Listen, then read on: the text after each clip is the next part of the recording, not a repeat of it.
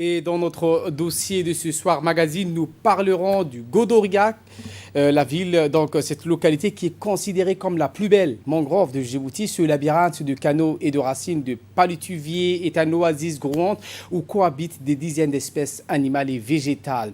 L'équipe du Prarev a réalisé les travaux suivants, à savoir le reboisement de 20 000 plantes de propagule, de Rhizoptera, le nettoyage de 9 hectares de bois mort, la fixation mécanique de 2500 linéaires de dunes et l'ouverture de 1500 mètres de canaux d'infiltration de l'eau de mer. Explication. L'importance de la protection de l'environnement. Dans le cadre de la réalisation d'un développement durable dans notre pays, le gouvernement djiboutien a initié par le biais de son ministère de l'Agriculture, de l'eau, de l'élevage, de la pêche et des ressources halieutiques, le PRAEF, programme d'appui à la vulnérabilité des zones de pêche côtière, dont l'une des composantes a été la restauration des mangroves de Godoria dans la région de Bok. En effet, cette mangrove qui est la plus importante dans notre pays en termes de superficie, 240 hectares, et de ressources forestières halieutiques connaît une dégradation importante ces décennies. C'est pourquoi l'équipe du PRAEF est intervenue pour exécuter les travaux de restauration de la mangrove de Godoria. Pour plus ample précision, écoutons Mme Beydan Mohamed Mir, coordinatrice du PRAEF. À la restauration de la mangrove, il faut donc voir ça comme une activité qui est exécutée à travers la première composante de notre programme, l'appui à la résilience des habitats et du profil côtier. Nous avons estimé très important de travailler sur la mangrove de Godoria, principalement pour notre projet, parce que c'est la plus grosse mangrove à Djibouti, qui est aussi la plus luxuriante, la plus belle mangrove, comme vous le savez. Ce site connaît une détérioration qu'on a pu voir à travers une analyse à distance, à travers des images satellitaires sur les 10 dernières années. Donc cette dégradation que nous avons constatée a justifié un peu l'intervention de notre programme. L'objectif étant de restaurer au mieux à travers différentes activités afin de rétablir cet écosystème qui est un écosystème très important pour la production. Comme vous le savez, la mangrove, c'est un peu les pépinières, non? Et donc pour le secteur de la pêche, c'est très très important de la maintenir, de la préserver et de la restaurer. Ce projet a été financé par le FIDA ASAP sans toutefois négliger l'intervention du PAM qui a mené une action Vivre contre travail dédiée aux ouvriers tout au long de cette opération. A signalé également la contribution précieuse de la préfecture et du conseil régional de Bok pour leur soutien logistique et administratif. C'est-à-dire que leur implication mérite d'être saluée quant à leur attachement à la forêt de Godoria, un site touristique d'une importance capitale pour la région de Bok.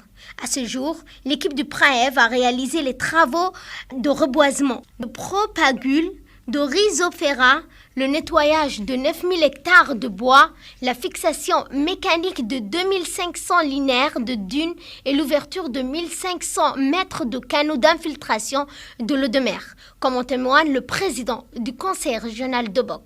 Les autorités de la région, nous puissions vraiment convaincre la communauté, mobiliser les gens pour qu'ils viennent vraiment travailler ici. Donc dans ces cadres-là, dans les gens, la communauté, donc à travailler pour la restauration de cette mangrove-là. C'est un travail vraiment titanesque qu'ils ont fait. J'ai dit ça parce qu'ils ont travaillé aussi donc avec les mains, comme on dit. Donc il y a énormément de travail qui a été fait. Il y a beaucoup de travail qui a été fait parce qu'il fallait d'abord déjà faire sortir tous les bois morts de cette forêt-là. Ça, c'est une chose. Et après aussi, il fallait faire le répiquage. Parce que vraiment, la restauration, c'est ça. Je dirais au ministère de continuer parce que là les communautés sont conscients au début, ils sont conscients de, vous savez, les potentialités halieutiques et touristiques de la région de Bok sont énormes. Donc la mangrove, si la mangrove est préservée et restaurée, c'est pour cela que la communauté est consciente que s'il y a des visiteurs, c'est parce qu'il y a la mangrove aujourd'hui. C'est ça en fait ce qui va nous réjouir.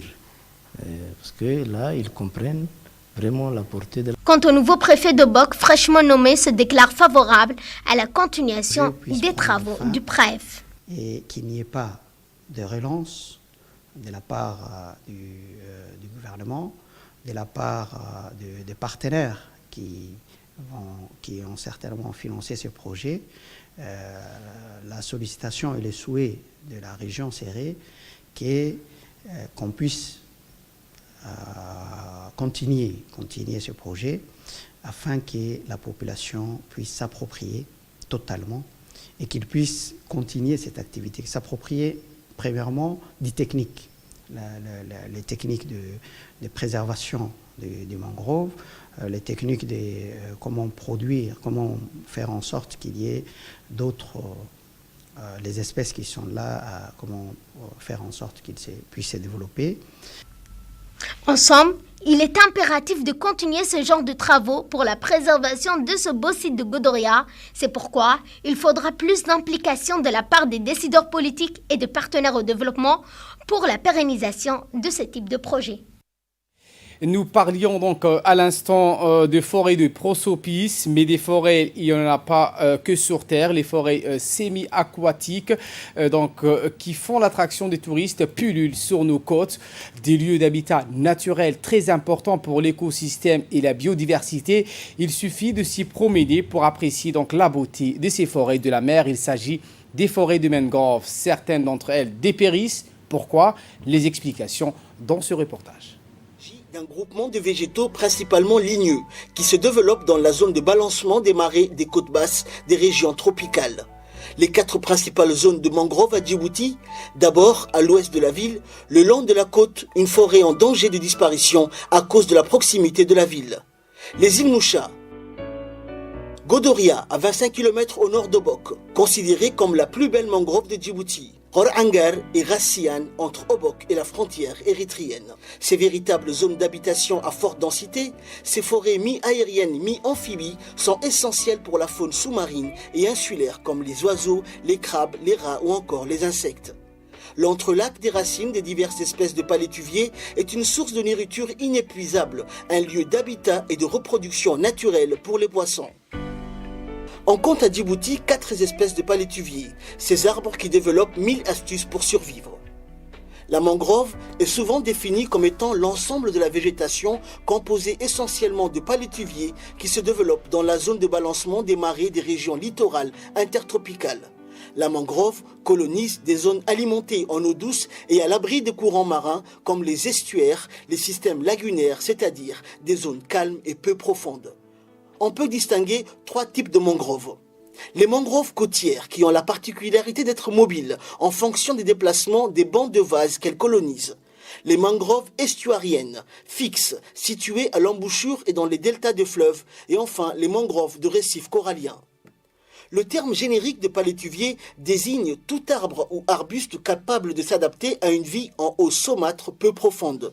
La végétation spécifique de la mangrove dispose de mécanismes physiologiques adaptés à des conditions de vie très difficiles. La mangrove est l'un des écosystèmes les plus productifs du monde. Elle serait aussi productive que la forêt tropicale humide. 1 hectare de mangrove représente 300 tonnes de matière organique sèche et en produit environ 15 tonnes par an. Les forêts de mangrove couvrent au total environ 700 à 800 hectares et se trouvent actuellement en régression sous les pressions des interactions des facteurs naturels et celles dues aux activités de l'homme. En l'absence de sources d'énergie d'un coût abordable, le bois des mangroves est utilisé comme bois de feu par les communautés vivant près du littoral. À cela s'ajoutent les années de sécheresse qui ont engendré un afflux de nomades en nombre croissant dans la zone du littoral. En certains points, leurs chameaux paissent sur les mangroves. Outre l'intervention directe de l'homme avec la coupe de bois pour faire la cuisine, construction des huttes, le développement urbain apparaît aussi comme un facteur de dégradation important des mangroves autour de Djibouti-Ville. Si on n'adopte pas dès maintenant une certaine sagesse écologique dans l'exploitation des mangroves, on encouragera leur destruction ainsi que celle des multiples espèces qu'elle abrite, plus vite que le taux de régénération naturelle le permet, et ceci engendrera un déficit de biodiversité. Djibouti, avec ses importantes zones côtières et ses diverses conditions naturelles, sociales et économiques, a commencé à travailler sur la gestion intégrée des zones côtières depuis 2004. Le ministère de l'Agriculture est en passe de lancer un vaste programme pour la préservation de ces forêts.